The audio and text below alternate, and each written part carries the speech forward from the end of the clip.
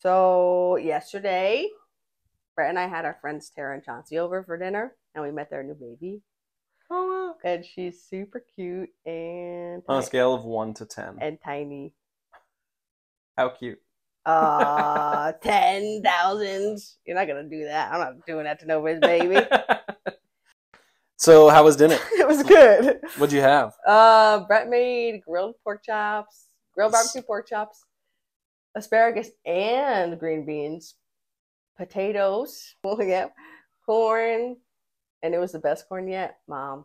Oh, Mary Lou is I pulled it out and I even told them about it. Nice. Because Chauncey was like, "Man, this corn is really good." I said, "Oh, is it the best corn yet?" And he was like, What does that mean? I guess. And I was like, "My mom." It's a classic in the Jackson household. It's a Mary Lou, one of Mary Lou's greatest hits. This is the best corn yet. Every time corn is consumed. Anytime corn is, well, the thing is, we have corn a lot during the summertime, and we grew up in Lancaster County, which is like corn Central. Central. And I feel like, oh yeah, so as the summer goes on, the corn, it becomes more and more close to corn season, so corn gets really, really good. So Mom would, as we would eat corn at dinner progressively each night, she would take a bite and she'd be like, "This is the best corn yet." And so it became a thing that we made fun of him for, made fun of and currently make fun of her for. So yes. Anyway, dinner was good though. Brett made a really good dinner, and I made a cake, which is out there, and you should try. All right. But anyway, we were at dinner. We were all talking. Caleb loves when we have guests. Mm-hmm. And so he's telling about little Jessie and saying how little Jessie is really fast. And then Miss Chauncey was talking about how, I don't know, something blah, blah, blah. I digress. And then Caleb starts talking about Jessie. But I could... Junior, not the third. Yes. And I could tell he was referring to little Jessie's dad.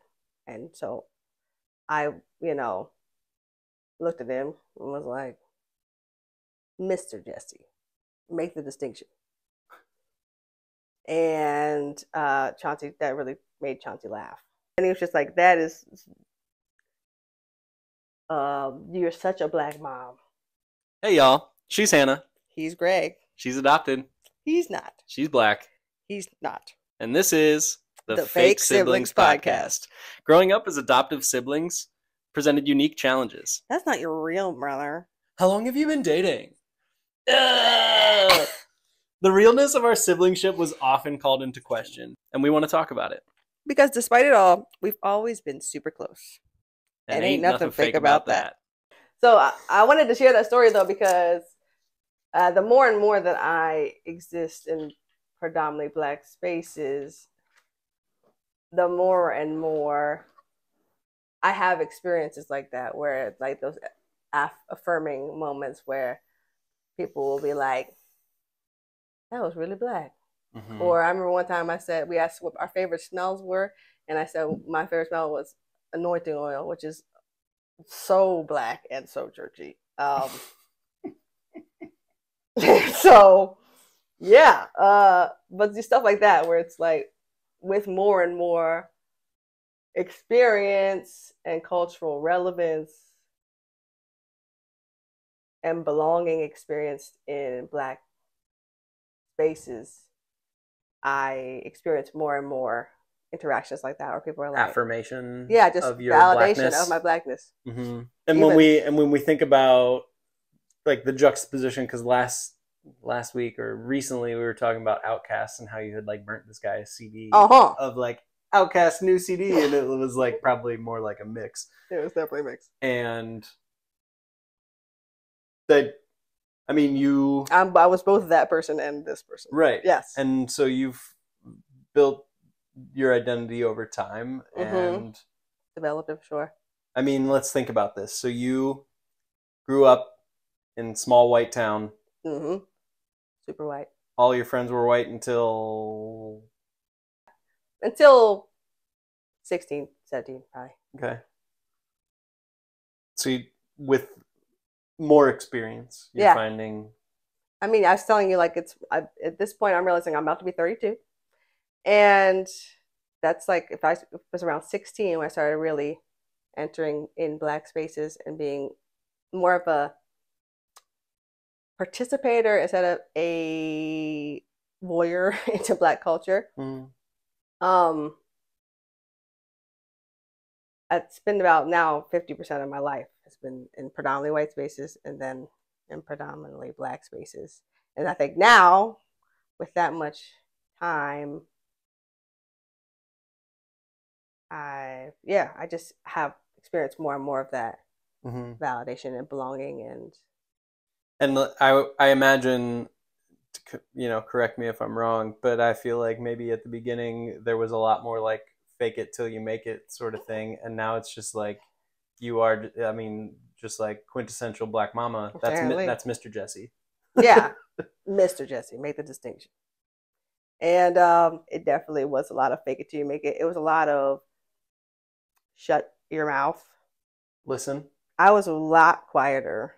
Yeah, that's real. I mean, as a kid, you were very like play by yourself. Yeah. You were like quiet and in your room and. Yeah, I mean, I was social and outspoken with my friends. Like I was, but I would say that I was much more. Yeah, my mom always characterized me as shy, and I agree with that.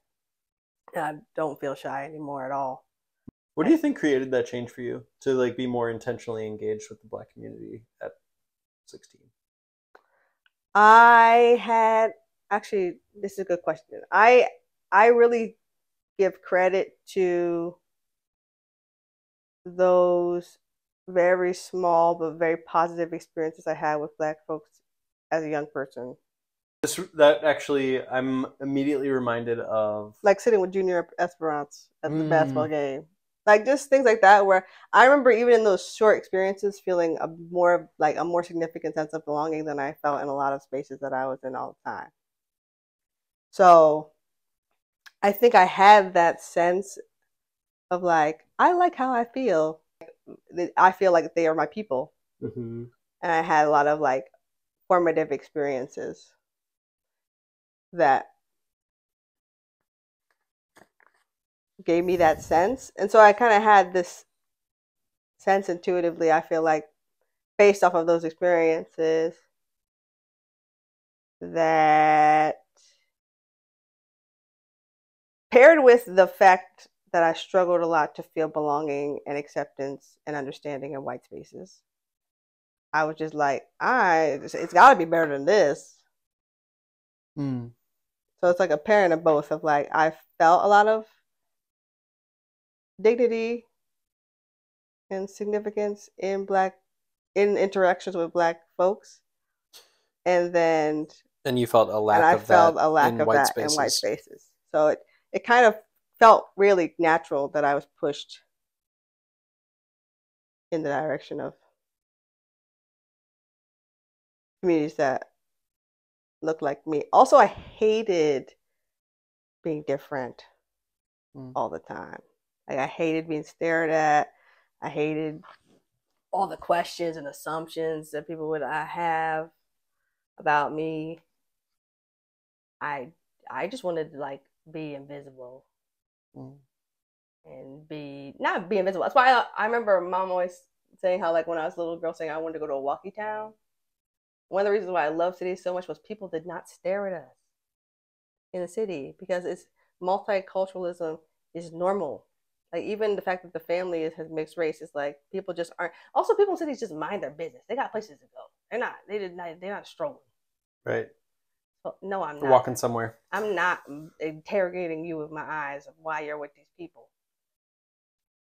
So I liked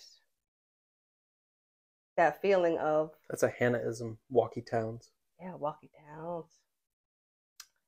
Which just meant city. I just like being able to walk places. But I like that feeling of I'm just normal. I look like other people. Yeah. This is where you're supposed to be. Walkie towns. Be that right or wrong. I think some of that is also just racism.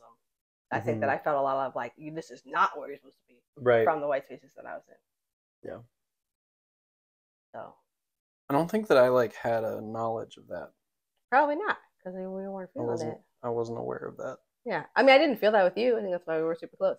Right. I didn't feel that with mom and dad either. Like, it was all outside of the home, and then like those kind of idiosyncrasies of walking along the family and feeling that difference being highlighted. Yeah, it's just you're probably just not thinking about it, and that makes sense because you're not. I didn't have to think about it. Yeah. And yeah, I mean, you and Tyler were always my siblings. Yeah. So it was like this is normal. Right. Yeah. But oh yeah, I brought up the point of the black mama being a black mama. It because I feel like it really speaks to our topic today, talking about division and difference and how to cope with it, or yeah, how to deal with difference and maintain healthy relationship over difference. Right. Yeah. How do we ask questions and seek to have difficult conversations to try to find more consensus, middle ground? Yeah. Yeah. How do we buck the status quo and find a new status quo? Yeah. Really. There's a statistic that I saw, and I don't know exactly where it came from, but there's this seemingly cool movement called Starts With Us, and they identify that 87% of Americans see a world beyond us versus them. Yeah. We're currently witnessing a very divided political landscape and trying to figure out right in this landscape and in this season where we have like next month coming out a movie called Civil War that like looks pretty stark and ominous, a little too realistic and close to home with the way that things are feeling right now. And then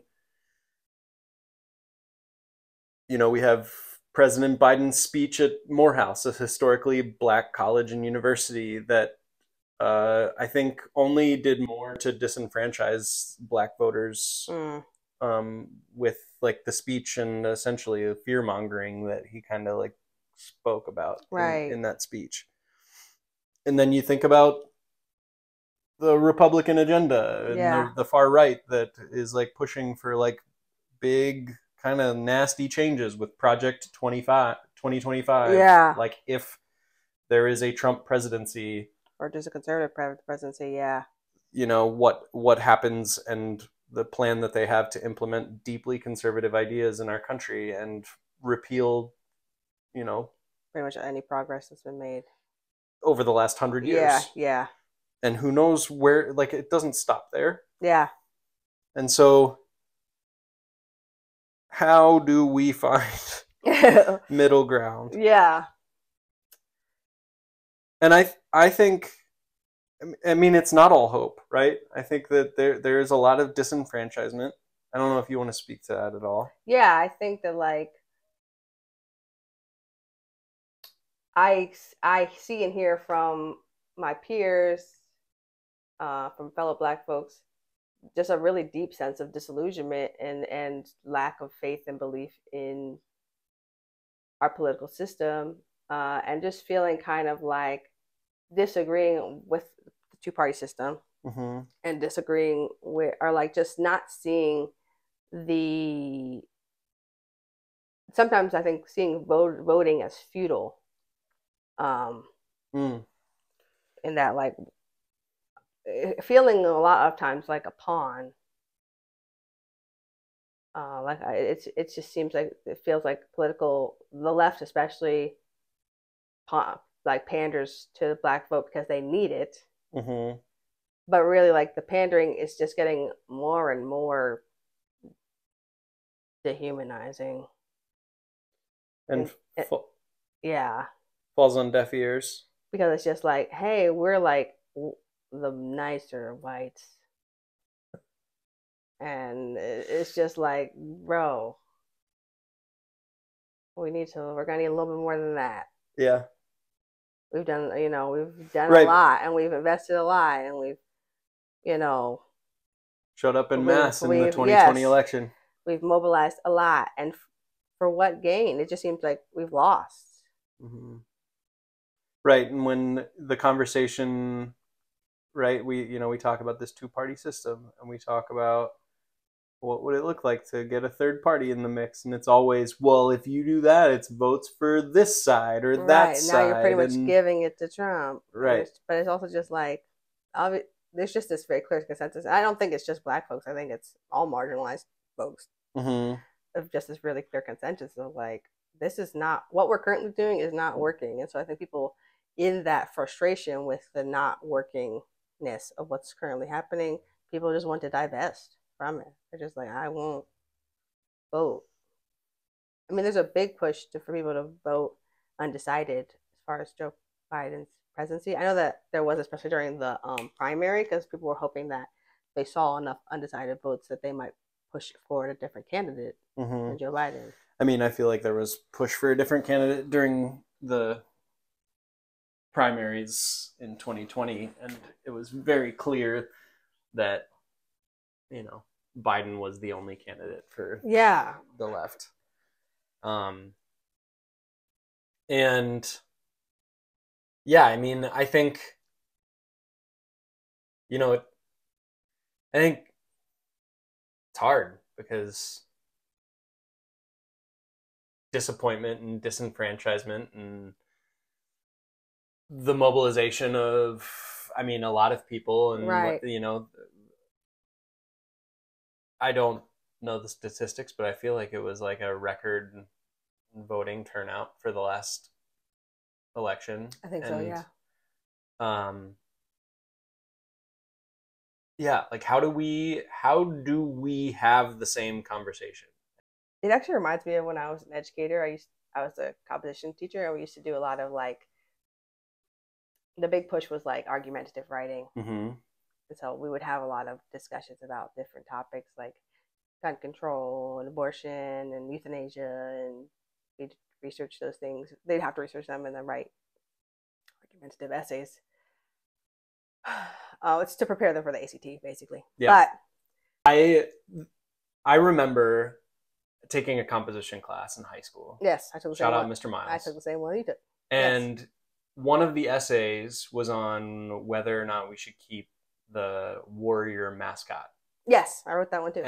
And I remember that he goes, all right, I want everybody to choose your side of this argument. Mm-hmm. We all choose our side of the argument. And he said, all right, now I want you to write the other side. And that was our essay.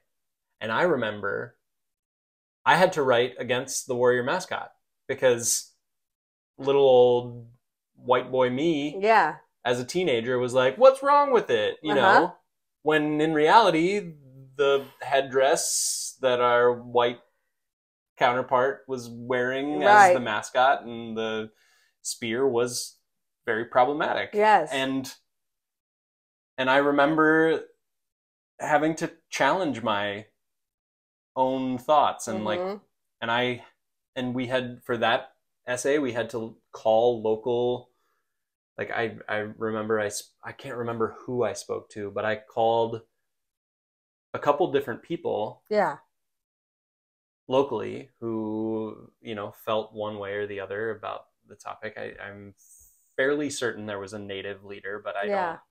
And it's like, maybe we need more of that. Like, what's your side? Now write the other side's argument. Like, what is the other? I think that's great. I think that was one thing that Mr. Miles really pushed in his class was trying to understand the other side's argument. And even if it's just to provide counter argument. And I think that the breakdown that we're seeing is we're not listening to one another to understand. Mm-hmm. We're literally only listening to have a rebuttal and we're missing each other's points because then there's no room for compromise because again it's just that us versus them. Just listening to respond. Yeah.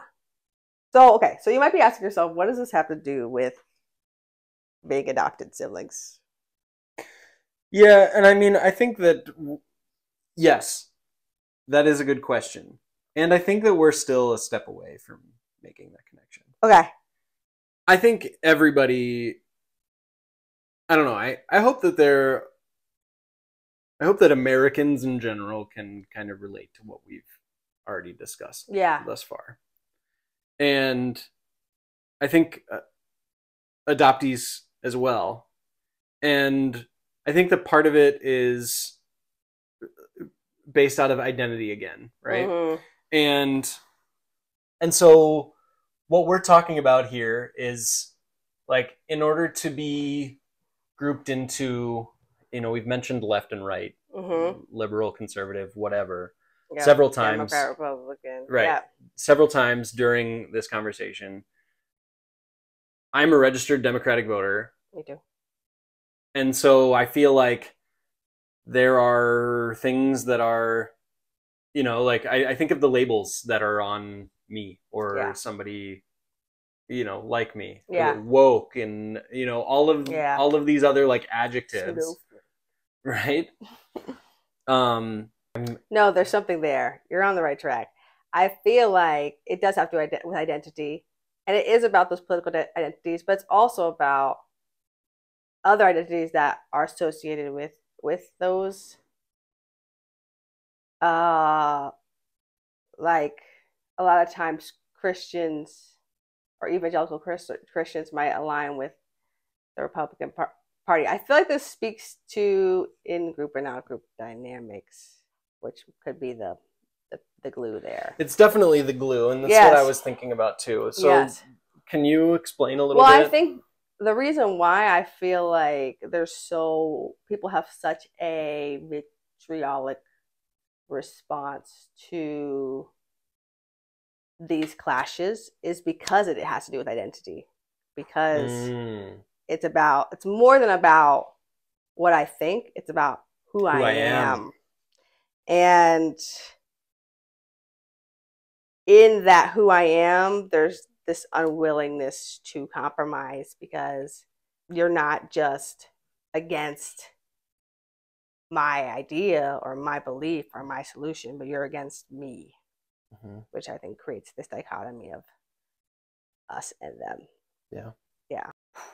I remember being unfriended by a colleague of mine from one of my previous employers after he and I had very vitriolic conversations via Facebook thread. Uh-huh.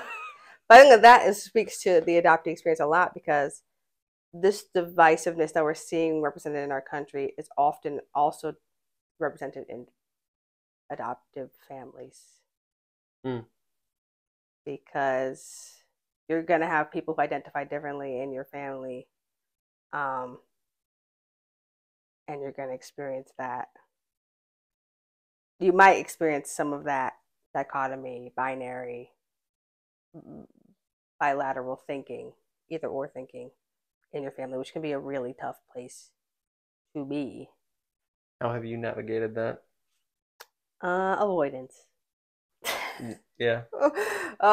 Mostly, I think that, well, one thing about our family, about our parents, is I feel like which I think gets to the whole point of this, but just I think that they have been very willing to listen to me. And so if I've brought up an issue or something that I care about, whether or not they understand it or not, they care about me. So they're curious about trying to understand where I'm coming from. And whether or not we agree on everything, because we don't. And they're also,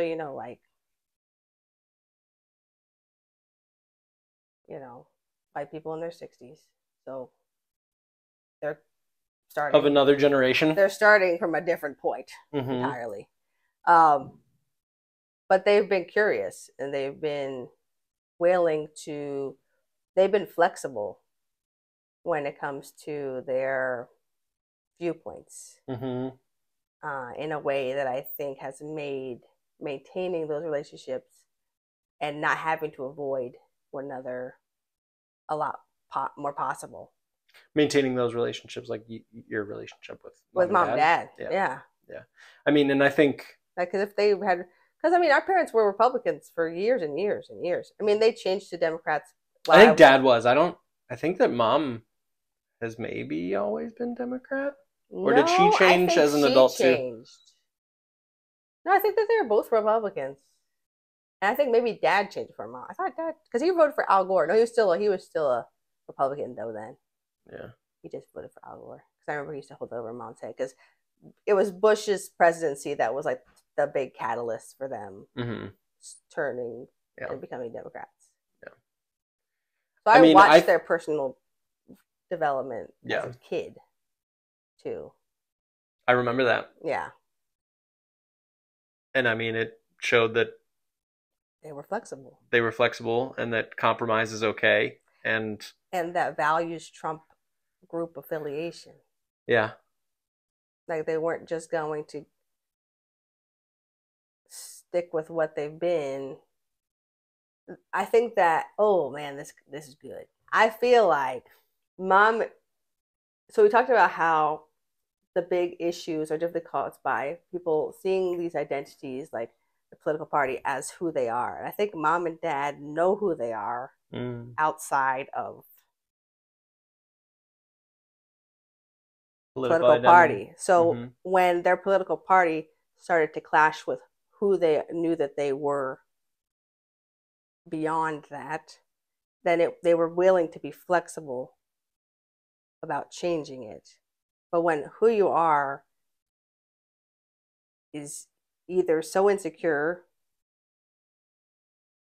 that it has to be completely fulfilled by the groups that you're affiliated with, or that is the whole of who you are,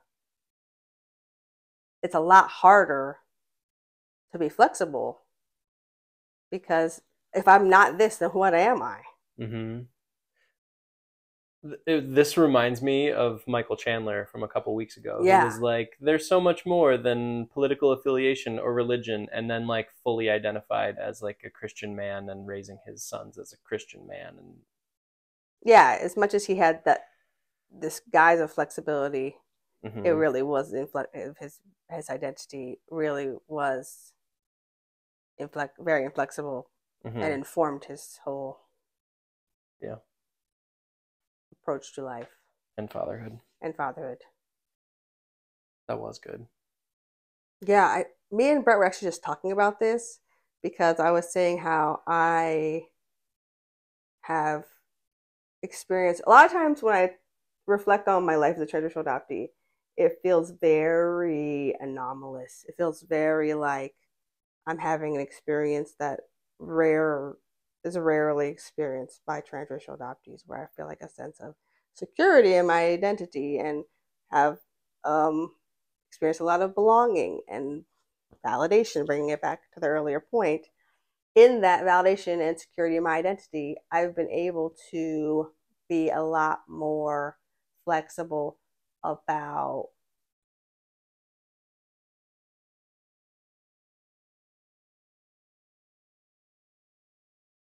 who I invite into my world, into my space. I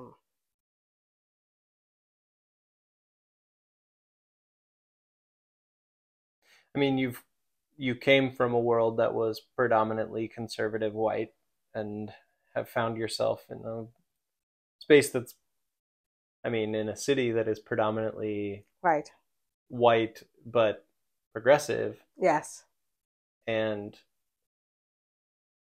I mean, spend as much time as possible in your community. Yeah. In the culture. Yes, for sure. I mean, we definitely exist in predominantly Black spaces, but also in Minnesota, yeah, because there's just not that many Black folks.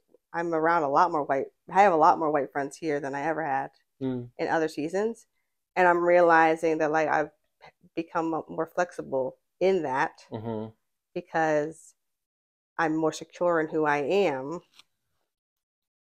and I know the values that I'm looking for in my friends, and they're beyond them just being Black. So I'm realizing that, like, I was drawn to Black community because I was insecure in that identity, number one, but also because of the ways I did see my values aligning with that particular community. And as I've grown in my security in that identity, I've been able to become more flexible.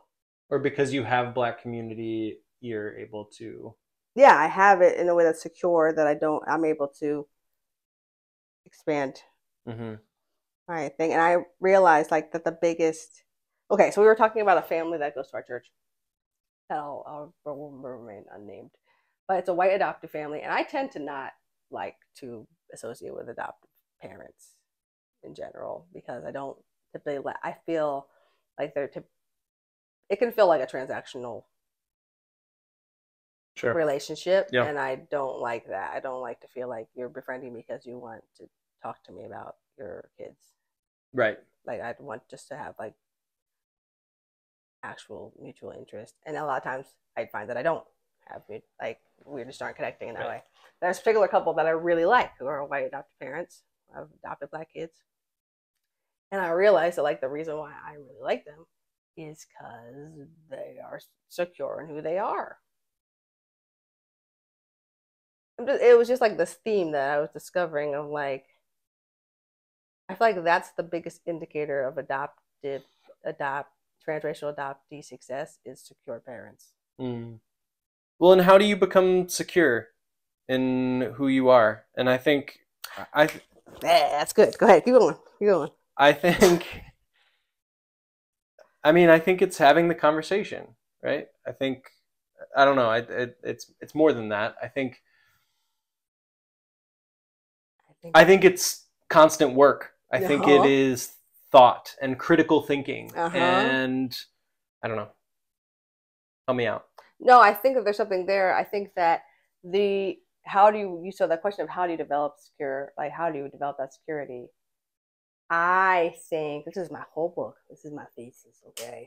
Get it. This is my whole book. You're smart. Basically, I feel like I realized this as I'm writing my book because I think that in my introduction, I talk about how there's this song that I feel like is the theme of my life.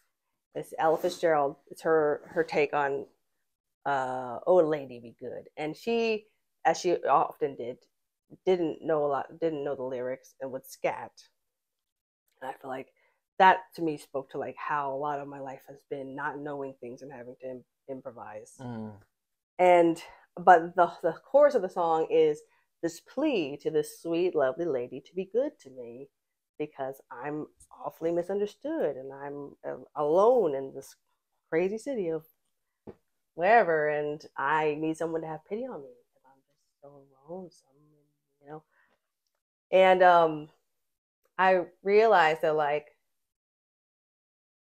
a lot of my life was me just seeking and pleading with the world to be good to me. And I think that, like, I did that so much so that ultimately I was able to find a lot of things that were good to me, including, like, the fact that I was able to be a lady that could be good to me. And full circle. And so I think that, like, okay, Black mama, we think that security is going to come from that thing, but I really feel like it comes from, like, it is in, like, the pleading with the world from your place of insecurity that you find security. Like, there's something in that. There's something that's so self-aware and honest about just knowing what you don't have and what you want and asking the world for it. And I believe that when we ask for things, we receive them. Like, if you ask enough, they're going to answer. You knock enough, the door going to open. So I need to listen to you say that again. And you don't need to say it again. But yeah, I think that that's that. Thanks for listening to the Fake Siblings podcast. And before you shut this off, we have a few simple requests. 1, subscribe to the pod. B, leave us a glowing review. 3rd, follow us on all the socials at Fake Siblings Pod. We release new episodes every Wednesday, so until next time. Thank you for listening. Bye, y'all. Sweet. Good shit. Yeah. Now I'm writing this book. I'm like, yeah, girl. Yeah. We were doing that thing. I know. I mean, I think like it's work less. Be yourself. That's it. Right? That's literally it. Like, you're gonna buy the self-help book to figure out who you are, and my thesis is like, stop trying to get me to tell you what to do, and go do it. Go do it.